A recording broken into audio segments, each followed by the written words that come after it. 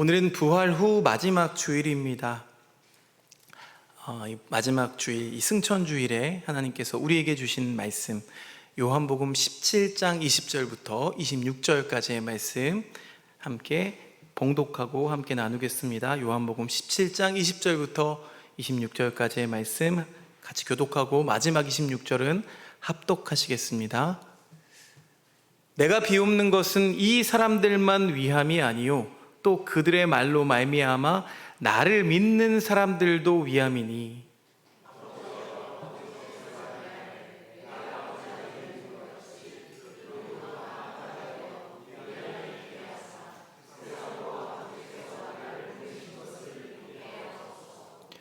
내게 주신 영광을 내가 그들에게 주었사오니 이는 우리가 하나가 된 것 같이 그들도 하나가 되게 하려 함이니이다.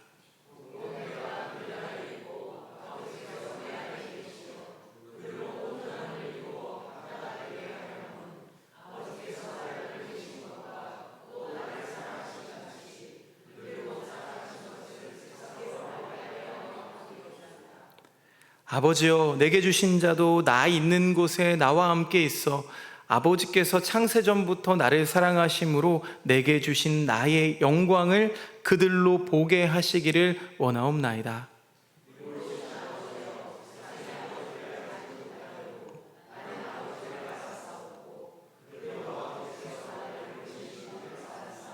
함께 읽겠습니다.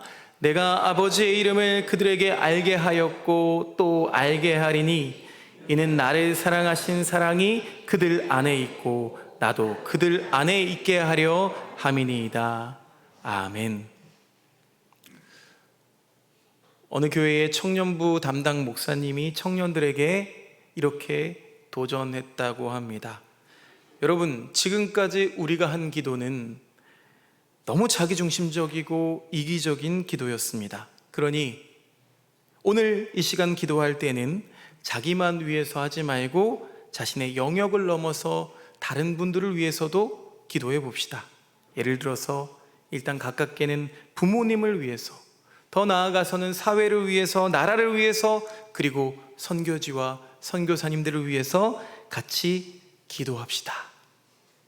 자, 이윽고 각자의 기도가 시작되었습니다. 그리고 소리내어서 한 사람씩 기도를 이어가는데 한 형제의 차례가 되었습니다.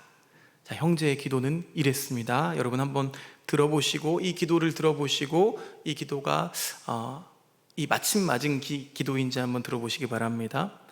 하나님, 그동안 제가 너무 자신만을 위해서 기도해 왔습니다. 용서해 주십시오. 먼저 부모님을 위해서 기도합니다. 우리 부모님에게는 무엇보다 좋은 며느리가 필요합니다. 부모님이 착하고 예쁘고 상냥하고 훌륭한 며느리를 맞아 아들이 행복하게 사는 것을 볼 수 있게 하소서. 제가 만들어낸 이야기입니다. 우리가 자신을 넘어서 기도한다는 게 참 쉽지 않다는 것을 풍자하기 위한 이야기입니다. 여러분, 우리가 드릴 수 있는 기도 중에서 가장 이기적이지 않은 기도, 가장 순결한 기도라고 하면 어떤 기도를 꼽을 수 있을까요? 네, 중보 기도입니다. 다른 사람들을 위해서 간구하는 기도죠. 이것이야말로 가장 고상한 형태의 기도라고 할 수 있습니다. 자, 어느덧 7주간의 부활절 축제가 끝을 향하고 있습니다. 다음 주일이면 요 배너가 바뀌겠죠. 만물이 수생하는 계절, 따스한 봄바람과 더불어서 우리가 주님의 부활을 기념하면서 즐거운 한때를 보냈습니다. 그도 그럴 것이 먹을 것도 풍요로웠고 아이들은 선물도 받고 아이스크림도 먹고 여러 좋은 시간들을 보냈습니다. 봄비가 내리고 나면은요 흙냄새가 납니다. 여러분 아세요? 그러니까 각자 맡는 냄새는 조금 차이가 있을 수 있어서 제가 그 냄새를 어떻게 설명하기는 좀 어렵지만 이 콧등을 스치는 냄새가 있는데 그 냄새, 그러니까 이 생명을 깨우는 물은 생명이니까요. 물과 이렇게 땅이 있다는다, 라고 생각하니까 이 봄비가 내리고 나면 달가운 기분이 샘솟습니다.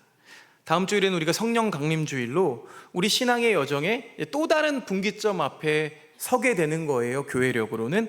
자, 근데 신앙의 여정과 우리 민족의 여정이 참 엇비슷하지 않겠습니까? 이 역사의 또 다른 분기점 앞에 서 있는 우리들에게 하나님께서는 이 민족을 위해서, 이 나라를 위해서 이 고상한 기도, 이 중보 기도하기를 원하십니다. 참으로 기도가 필요한 시간이죠. 우리 민족에게, 우리 모두에게 지혜를 주시기를 간절히 빕니다. 자, 부활절 저에게 마지막 주일, 오늘 주일을 교회력에서는 승천주일이라고 명칭합니다. 부활하신 주님이 제자들과 함께 40일간 동행하시다가 40일째 되는 날 하늘로 올라가셨습니다. 교회 전통이 이 일을 고백하고 기념하는 주일이 바로 오늘 주일인 거예요. 그러면 여러분, 이 주님의 승천 사건, 이 승천 사건과 짝을 이룰 만한 성경의 사건이 있습니다. 무슨 사건인지 아시나요? 잘 생각해 보시면 돼요. 승천 사건이니까 그 반대되는 거. 네. 성육신 사건과 절묘하게 이게 짝을 이룹니다. 여러분, 하나님께서는 유한한 인간의 몸을 입고 이 땅에 내려오셨습니다. 죄악으로 물든 세상을 치유하기 위해서 이 하늘 영광을 다 버리시고 사람의 몸으로 오셨고 인류의 모든 죄악을 짊어지고 다 담당하셨습니다. 죽임당하셨습니다. 이윽고 부활하셔서 자기 몸을 제자들에게 보이시고는 돌연 하늘로 올라가셨습니다. 초월의 공간에서 오신 그 하나님이 다시 그곳으로 올라가셨습니다. 고대 사람들은요, 땅과 하늘 사이에 엄청난 간격이 있다고 여겼습니다. 지금은 비행기를 타고 그것을 거스르기도 하고 로켓을 타고 우주 밖으로 무언가를 쏘아 올리기도 하지만 이 과학의 발달이 더뎠던 세상을 살아가던 그들은 이 지구가 둥글다는 것조차 생각하지 못했습니다. 그러니 다른 행성의 존재는 상상하지도 못했겠죠. 그래서인지 당시 유대인들은 하늘을 무려 7개의 층으로 구분했습니다. 성경에도 비슷한 표현들이 있어요. 성경에도 고린도후서 12장 2절에 보니까 사도 바울이 셋째 하늘이라는 것을 언급합니다. 구약에도 비슷한 본문이 있습니다. 솔로몬 왕이 자신의 성전을 봉헌하면서 하늘과 하늘들의 하늘이라도 이렇게 표현합니다. 자, 일반적인 견해는요, 이 하나님이 계시는 영원한 하늘을 셋째 하늘로 보고 있습니다. 그러니까 바울이 말하는 셋째 하늘이란 우리가 눈에 보이는 새가 날아다니고 별이 떠 있는 그런 하늘을 말하는 게 아니라는 말이죠. 하나님이 계시는 곳이며 영원한 세계를 의미합니다. 자, 그만큼 이 하늘이라는 곳은 이 땅에서는 도달하기 어려운 초월의 영역으로 이해가 되었다는 거예요. 그런데 이 하늘나라에 대한 열망이 커지는 순간이 있습니다. 이 하늘나라에 대한 열망이 극대화되는 순간들이 있어요. 역사에서 보면은 현실 세계에 불의와 부조리가 만연할수록 더 커지는 법입니다. 특히 예수님 당시의 유대인들은 수백 년간 나라를 바꿔가면서 식민 지배를 당해왔죠. 추악한 인간이 살아가는 이 땅의 모습이 이 하늘과 땅 사이의 간극을 더 넓혀왔어요. 더 넓어졌는데 더 간절히 원하게 된다는 거죠. 자, 이런 맥락에서 보면은 주님의 성육신 사건과 주님의 승천 사건은요, 자, 이 벌어진 간극을 다시 만나게 한 놀라운 사건입니다. 주님께서 인간의 몸으로 오셔서 참 인간의 길을 우리에게 몸소 보여주셨습니다. 주님은 우리에게 말씀하십니다. 인생은 그 주님의 인생을 통해서 세상의 불의에 두려워할 필요가 없다고, 누군가의 폭력에도 비굴해지거나 굴복할 이유도 없다고. 참된 행복이란 타자 위에서 군림할 때가 아니라 섬기고자 할 때에 누릴 수 있는 거라고. 또 역설적으로 십자가의 길이 이 세상을 치유한다는 선언이었습니다. 더 나아가서 하늘과 땅이 무관하지 않다고, 하나님은 이 땅의 슬픔과 고통을 그냥 외면하시는 분이 아니시라고. 주님의 발자취를 뒤따르는 이 그리스도인들을 통해서 하늘의 뜻이 반드시 이 땅에서 이루어질 것이라고 증언하셨습니다. 여러분, 우리 주님은 이 성육신과 이 승천 사건을 통해서 우리에게 말씀하십니다. 하늘과 땅은 연결되어 있다고 오늘 우리들에게 말씀해 주고 있습니다. 자, 오늘 우리에게 주신 말씀은 요한복음 17장 후반부의 말씀입니다. 자, 요한복음 17장의 배경은 여러분 익히 아시는 것처럼 세족 목요일 저녁입니다. 주님의 마지막 설교, 그러니까 고별 설교가 끝나고 주님께서 기도하시는 내용이 오늘 읽은 말씀이에요. 여러분, 주님의 기도를 읽어보시니까 어떻게 느껴지십니까? 주님의 기도에 나를 위한 기도가 있던가요? 없습니다. 그러니까 우리의 기도와 다른 거죠. 사익만 추구하는, 내 문제에만 골몰하는 우리들의 기도와는 차원이 다릅니다. 그런데 어떤 신학자가 이렇게 이야기했다고 해요. 자기 자신에게로부터 벗어나지 못하는 상태를 뭐라고 하는지 아십니까? 절망이라고 부른답니다. 자기 자신에게로부터 벗어나지 못하는 상태를 절망이라고 부른대요. 그러고 보면은요, 이 절망에 빠진 소인배들이 이 땅에는 얼마나 많은지조차 알 수 없습니다. 예수 그리스도를 믿고 따른다고 하면서도 이 소인배의 기도를 드리는 모습이 우리들에게 얼마나 많은지 모르겠어요. 오늘 우리들이 읽은 이 요한복음 17장에는 이런 별칭이 붙습니다. 오늘 말씀의 제목이기도 한데요, 대제사장의 기도입니다. 대제사장의 기도. 우리 주님께서는 자신이 떠나고 남겨질 이 제자들을 향해서 중보하십니다.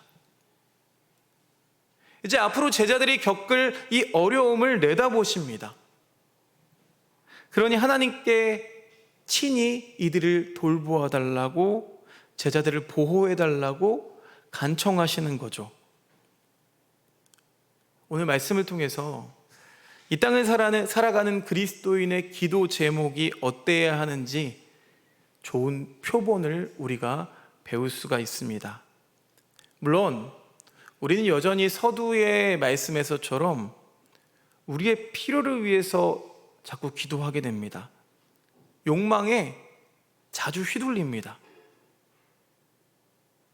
지금도 저는 여전히 부족하지만 지금보다 더 미숙했을 때의 제 기도 제목을 떠올려 보면 참 얄팍한 모습이 부끄럽기만 합니다.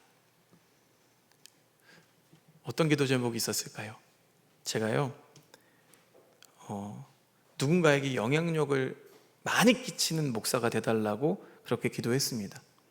유명 강사님들이 막 말씀을 전하시면 그 말 한마디에 청중들이 웃고 울고 감동받고 막 눈물로 결단하고 이런 모습을 보면서 그 모습을 동경하면서 나도 저렇게 되고 싶다. 나도 많은 이들에게 영향을 끼치는 사람이 되고 싶습니다. 지금 돌이켜보면 이 기도가 참 무지한 기도입니다. 그게 얼마나 버거운 것인지조차 짐작하지 못했습니다. 여러분, 타인에게 영향력을 끼친다는 건 얼마나 부담스러운 일인가요? 얼마나 무서운 일인가요? 보통 제가 주일 예배에서 30여 분 남짓 말씀을 전하죠. 우리 안재원 집사님이 한번 말씀해 주신 건데, 전하는 제 입장에서는 30분이지만 제가 그러니까 주일 예배 출석하는 숫자로만 계산해 봐도 여러분들의 그 30분이 모이면 하루가 넘어가더라고요. 그런데 그 하루라는 시간이 얼마나 귀한 시간입니까? 얼마나 수많은 일들이 일어날 수 있는 그런 시간이잖아요. 그런데 그 시간에 요 얄팍한 입술에 집중하고 있다. 이거 정말 부담스러운 일이죠. 나의 말 한마디에 영향을 받는다는 게 여러분 얼마나 무섭고 또 위험한 일인지 모르겠습니다. 자, 영향력이라는 말을 들어보면 듣기에는 굉장히 부드럽지만 기실 그 속뜻은 타자를 통제하려는 권력욕이 담겨 있습니다. 여러분, 안타깝게도 설교자는요, 여러분들의 고민에 명쾌한 해답을 내려줄 수가 없습니다. 그냥 똑같은 유한한 인간이기 때문에 그래요. 그런데 너무 인간을 믿고 신뢰하면은요, 목사들은 고질병에 걸립니다. 어떤 병인지 아세요? 아는 척하는 병입니다. 설령 삶의 경험이 남들보다 더 많다고 해서 여러분 함부로 남의 인생에 개입하거나 심지어 교우들을 계몽의 대상으로 여겨서는 안 되겠죠. 그것을 늘 경계하려고 합니다. 이렇게 남의 인생을 주물러 보려는 이 권력욕이 목사에게만 있겠습니까? 여러분, 우리 모두에게 있습니다. 자녀들을 키우면은요, 자녀를 하나의 인격체로 그냥 있는 모습 그대로 바라봐줘야 된다는 것을 우리가 다 알고 있지만, 그런데 지나치게 떼를 쓰거나 아니면 위험한 일을 막 자초할 때는 여러분 부모가 개입할 수밖에 없죠. 인간이란 이렇게 혼자 사는 존재가 아니라서 살아가다 보면은 이 주변 사람들과 수많은 마찰과 또 갈등을 빚게 됩니다. 그런데 다툼의 원인을 살펴보면 대수롭지 않은 일일 때가 많습니다. 되게 사소한 일을 통해서 불화를 겪습니다. 의견이 다른데 그 의견을 조율하는 과정에서 합의를 이루지 못하면 싸우게 된다는 거예요. 다시 말해서 내 뜻이 상대방에게 관철되지 않으면 우리는 얼굴을 붉힙니다. 다른 한편으로 생각해 보면 강압적으로 짓누르는 독재자들을 향해서는 우리가 저항하는 일이 필요합니다만, 어쨌든 우리 스스로가 악랄한 군주가 되지 않도록 스스로 견책해야 하는 줄로 믿습니다. 야고보서 말씀의 지혜가 떠올랐습니다. 함께 읽어볼까요? 야고보서 1장 19절 말씀 마음에 새기면서 내 자신에게 하는 그런 메시지로 함께 읽어봤으면 좋겠습니다. 시작. 사랑하는 형제자매 여러분,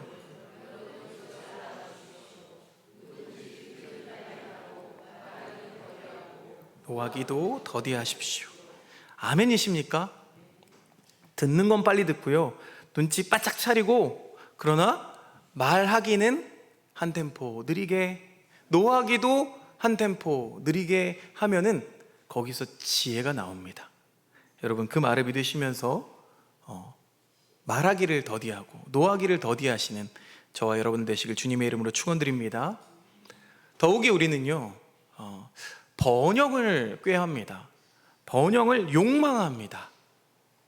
선거철이 되면은요, 잘 사는 나라 만들어 보겠다는 후보들이 판을 칩니다. 잘 사는 나라라고 하면서 경제를 살리겠다, 부유하게 하겠다, 주가 지수를 높이겠다, 우리들의 욕망을 막 부추깁니다. 여러분, 돈은 필요하죠. 있으면 편리하고 또 꽤 윤택한 삶을 영위할 수 있습니다.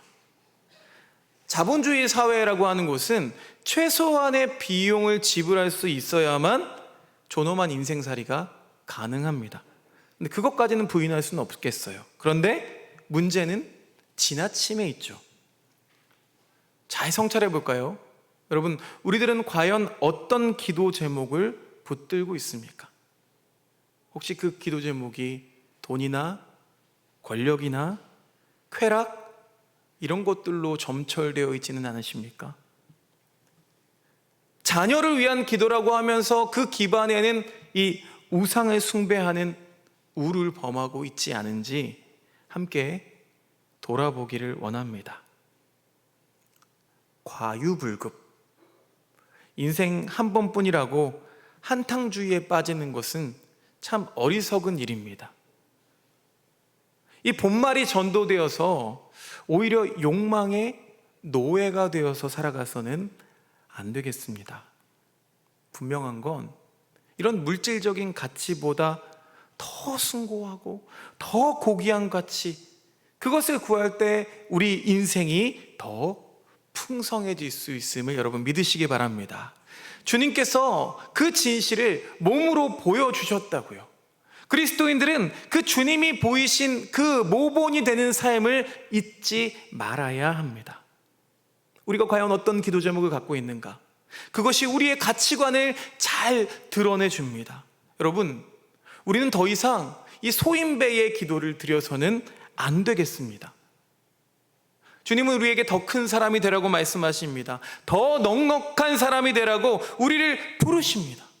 또한 그렇게 우리를 위해서 지금 이 순간에도 중보하십니다.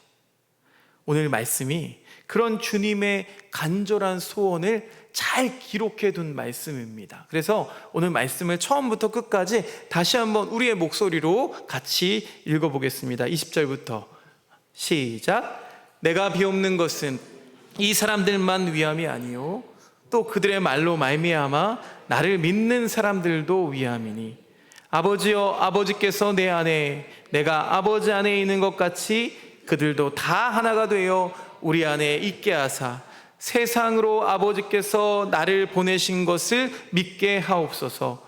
내게 주신 영광을 내가 그들에게 주었사오니 이는 우리가 하나가 된 것 같이 그들도 하나가 되게 하려 함이니이다. 곧 내가 그들 안에 있고 아버지께서 내 안에 계시어 그들로 온전함을 이루어 하나가 되게 하려 함은 아버지께서 나를 보내신 것과 또 나를 사랑하심 같이 그들도 사랑하신 것을 세상으로 알게 하려 함이로소이다. 아버지여, 내게 주신 자도 나 있는 곳에 나와 함께 있어 아버지께서 창세전부터 나를 사랑하심으로 내게 주신 나의 영광을 그들로 보게 하시기를 원하옵나이다. 의로우신 아버지여, 세상이 아버지를 알지 못하여도 나는 아버지를 알았사옵고 그들도 아버지께서 나를 보내신 줄 알았사옵나이다. 내가 아버지의 이름을 그들에게 알게 하였고 또 알게 하리니 이는 나를 사랑하신 사랑이 그들 안에 있고 나도 그들 안에 있게 하려 함이니이다. 아멘. 아멘입니다. 주님은 제자들뿐만 아니라 장차 주님을 그리스도로 믿게 될 신앙인들, 곧 우리들을 위해서 이렇게 기도하셨습니다. 여러분, 세상의 눈으로 예수님의 인생을 평가해 보면 뭐 하나 이룬 것 없는 실패자죠. 정치적인 모반을 일으켰다가 처형당한 죄수일 뿐입니다. 그런 주님을 그리스도로 믿는 인생, 그런 인생이 어찌 평탄하고 안락할 수가 있겠습니까? 그것을 주님은 잘 알고 계셨습니다. 그래서 하나님께 간청하시는 거예요. 이들의 튼실한 버팀목이 되어달라고, 우리가 온전함을 이루어 하나님과 하나가 되게 해달라고, 우리가 사랑으로 충만한 인생을 살 수 있게 도와달라고 주님께서 하나님 우편에서 간절히 청원하십니다. 여러분, 주님께서 우리를 위해서 기도해 주신다는 이 사실이 여러분에게 든든하게 다가오십니까? 여러분, 그리스도인이 된다는 건 세상에서 걸끄러운 존재가 된다는 겁니다. 왜 그럴까요? 땅의 가치가 아니라 하늘의 가치를 품고 살아가는 사람이기 때문에 그렇습니다. 아무리 간격을 좁혀주셨다 한들 하늘의 가치를 품고 땅을 살아가기에 우리는 엇박자를 낼 수밖에 없습니다. 그러나 그리스도인은 오로지 돈만을 추앙하는 사람들, 쾌락과 권력에 중독된 이들에게 해독제를 공급하는 사람들이 되어야 합니다. 그 독에 마비되어서, 영혼이 마비되어서 그 사람들이 어떻게 우리를 고깝게 대할 수가 있겠습니까? 그러니까 우리를 겁박하기도 하고 또 폭력을 휘두를지도 모릅니다. 그럼에도 사랑으로 그들을 얼싸 안을 수 있어야 합니다. 주님의 사랑을 증언하고 참 생명의 길로 인도할 수 있어야 합니다. 우리가 주님의 중보기도를 힘입어서 해야 할 일이, 그 사명이 바로 이것입니다. 사랑장으로 우리에게 잘 알려진 고린도전서 13장 5절 말씀, 새번역 성경에는 이렇게 기록되어 있습니다. 함께 읽어보겠습니다. 시작. 사랑은 무례하지 않으며 자기 이익을 구하지 않으며. 여러분의 사랑은 그렇습니까? 정말 그렇습니까? 사랑은 신비입니다. 그런데 어떻게 이기적인 인간들이 사익을 구하지 않을 수가 있을까요? 요사이 사회 지면을 보면은 enclosure라는 말이 자주 등장합니다. 그러니까 공공재가 자꾸 사유화되는 경향을 뜻하는 단어입니다. 독점하고 사유화하고 자기 입속을 채우기 위해서 혈안이 된 시대입니다. 그런데 자유랑 효율이라는 이름으로 전 세계의 공공재들이 점점 민영화되고 있습니다. 그런데 바울은 뭐라고 이야기해요? 사랑은 자기의 이익을 구하지 않는다고 노래합니다. 내가 그 안에, 그가 내 안에, 우리 그리스도인이 궁극적으로 소망해야 할 것은 이런 것들이 아니죠. 하나님과의 하나됨, 그리스도와의 일치입니다. 물질적 축복도 좋지만 그것보다 더 예수님의 심장을 품는 것을 우리가 지향해야 할 줄로 믿습니다. 그것이 성경이 증언하고 있는 온전한 사랑입니다. 주님을 닮아가는 것, 더 성결해지는 것, 더 거룩해지는 것, 그런 존재의 변화를 위해서 우리는 매진해야 할 줄로 믿습니다. 여러분, 진짜 부흥은 무엇입니까? 이 자리가 가득 차고 교회가 더 넓어지는 게 부흥입니까? 아니요, 그렇지 않습니다. 여러분이 한순간 한순간 하루하루 점점 더 성결해지는 것, 점점 더 거룩해지는 것이 진짜 부흥인 줄로 믿습니다. 여러분, 우리 그리스도인들은 사랑받도록, 사랑하도록 부름받은 그런 사람들입니다. 축복하고 섬기고 생명을 북돋고 돌보고 살리는 일이 우리들의 소명이고 책무입니다. 독일의 순교자 디트리 본헤퍼 목사님이 한 편지글에 이런 기도문을 썼습니다. 본헤퍼 목사님을 조금 말씀 후반부에 다뤄보려고 여러 이야기들을 썼다가 다시 지웠습니다. 그래서 주보에 실어 두었습니다. 주보를 더 참고하셔서 깊이 있는 내용을 나눠보시면 좋을 것 같습니다. 이런 기도문을 썼다고 해요. 우리가 잘 알고 있는 내용인데요. 주님께서 이 어둠 속에 내려주신 촛불이요, 오늘 따뜻하고 밝게 타오르기를, 그리고 가능하다면 우리를 결속시켜 주시기를, 우리는 이 밤 속에서도 당신의 불빛이 빛나고 있음을 압니다. 이게 성탄절쯤에 보낸 편지의 내용이라고 합니다. 이 보네포 목사님이 언급한 이 촛불을 우리가 성령 하나님이라고 해석하는 게 마땅하지만 이것을 사랑으로 바꿔 말해도 무방합니다. 죄악으로 칠흑같이 어두워진 이 세상에서 주님은 우리에게 늘 사랑을 내려주고 계십니다. 이 사랑이라는 불빛은 언제나 따뜻하고 밝게 타오릅니다. 그리고 그 사랑이 우리를 하나로 묶어줍니다. 가진 자들이 사람들 사이 편을 가르고 이간질하고 또 분열시킵니다. 그래야만 자기들의 쾌락, 권력 유지, 돈벌이가 유지되기 때문이죠. 화해, 상생, 공존, 이런 말들은 그들에게 고려사항이 아닙니다. 그리스도인들은 그들의 악랄한 술수에 노란하지 말아야 합니다. 여러분, 한 번뿐인 인생을 살면서 적개심으로 가득 찬 인생을 살아간다면, 그 적개심에 지배당해 살아간다면 그것 같은 지옥이 어디 있겠습니까? 그것보다 애석한 일이 어디에 있겠습니까? 이웃을 도구로 바라본다거나 누군가를 적으로 여기는 일은 내 영혼을 스스로 좀먹는 일입니다. 그런 소모적인 일을 우리가 어떻게 피할 수가 있을까요? 여러분, 어둠은 빛의 결핍이라는 말이 있죠. 우리 안에 이 사랑이라는 불빛이 뜨겁게 타오른다면 우리는 더 맑아지고 또 밝아질 수 있습니다. 주님이 승천하신 승천주일입니다. 주님은 우리를 초월의 공간으로, 하늘로 이끌어 주시는 분이십니다. 여러분, 하늘로 나아가는 길은 어디 있나요? 그럼 어디 있나요? 하늘로 나아가는 길은 예배당에 있지 않습니다. 우리 이웃들 사이에 있습니다.